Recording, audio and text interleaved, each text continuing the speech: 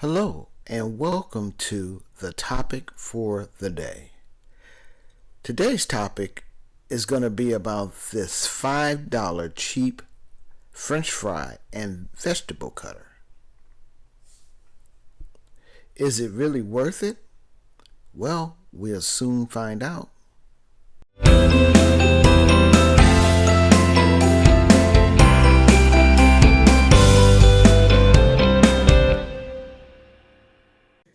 All right, so here's the potato cutter, French fry cutter, I should say. And as you can see, this is the top portion.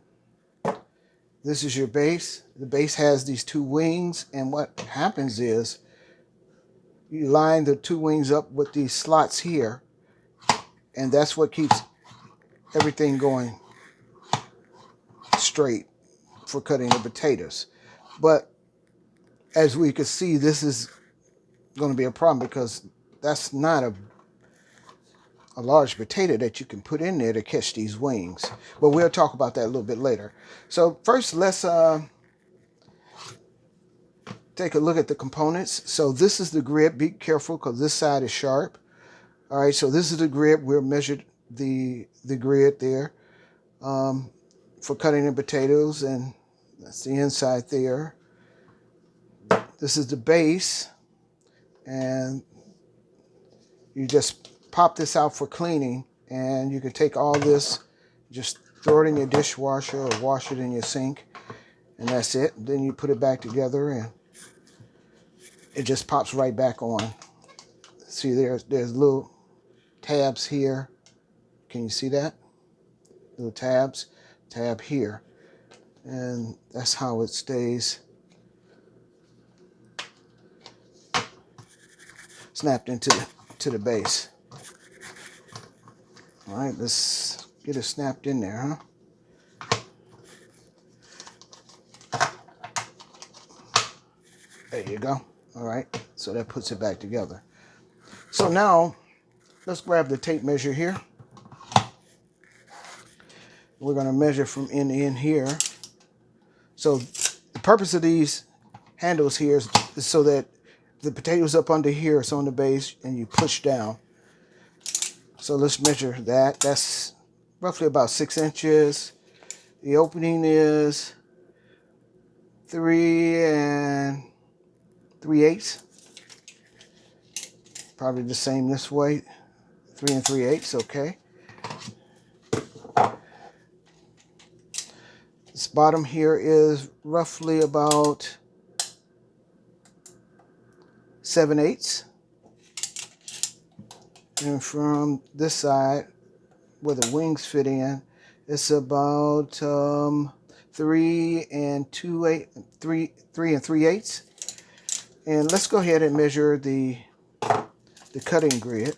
Let's do that. So let's line it up. I'm gonna put the 2 on one of them. So the cutting grid is a 1/2 inch. That's what it looks like. Yes, a 1/2 inch cutting grid. So your fries will come out a 1/2 inch by a 1/2 inch. All right, so now we've measured that. Let's measure the base here. So your wings to the bottom is roughly about 3 3/8. Seems like everything is 3 3/8, huh?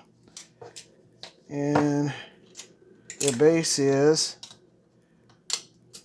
look like roughly, oh, finally, 4 inches. Yeah. So the base is 4 inches.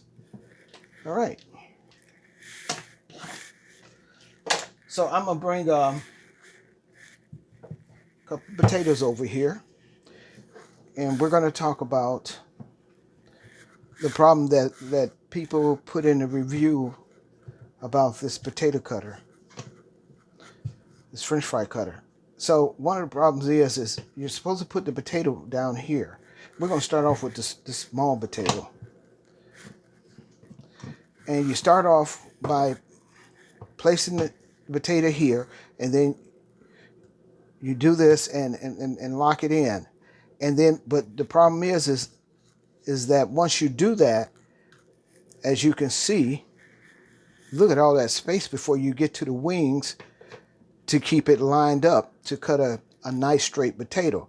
So that's what they complain about, because as they push down, the potato moves this way or this way or this way, and it becomes a problem. The potatoes are crooked, or it gets stuck in there and you can't get the top piece to line up with the wings here, and they have to take it out and cut the potato off with a knife along this way.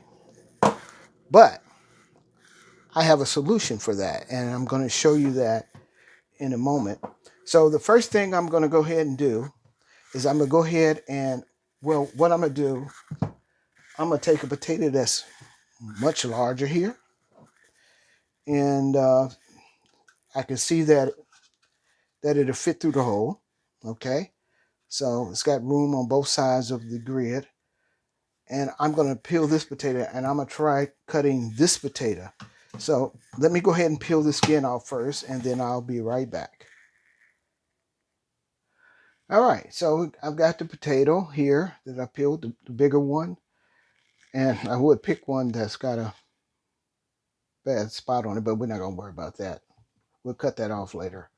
So what I'm going to do, I'm going to take this potato, line it up here, okay? Make sure that the potato fits. It's going to go through the grid. And I'm just going to push it down like so. And then I'm going to go ahead and I can tell that the potato is moving. So I'm just going to hammer it down until I get to the wings. And see, the potato is already going crooked. I can see where everybody talks about the problem. So let's just take it off of there. And now that I've got there, I'm right where the wings are. So let's go ahead and try to cut that potato. And let's see how it turned out.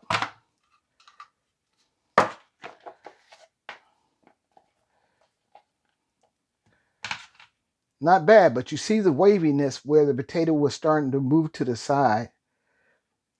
But other than that, not bad. Just got to work with it, and once you get the hang of it, this cheap French fry cutter will work for you. You know, it's just a fact of knowing how to use it, and what the limitations of this cutter is. And I can see that you can probably cut tomatoes and then lay them out and, you know, dice them up if you wanted to. That take out some of the work in cutting tomatoes or onions or anything else. You know, you can use this also for that. So, you know, you just have to be creative to make this more than just a French fry cutter. So my opinion on this Amazon French fry cutter is that it would have been nice if it had multiple cutting grids, you know, that you could just interchange, you know, take one out, put another one in. The grid on this French fry cutter is really, really too thick. This is not your average French fry. French fries today are pretty much like a 1/4 inch by a 1/4 inch. So that's a drawback. Another drawback is these wings are too short. It's hard to, even a medium potato, matter of fact, even a small potato. This is a small potato, you know. And you have a hard time keeping it lined up until you come in contact with the wings. And that becomes a problem, you know. So it takes a lot of finesse and practice to use this French fry cutter. Would I buy this French fry cutter again? Probably not.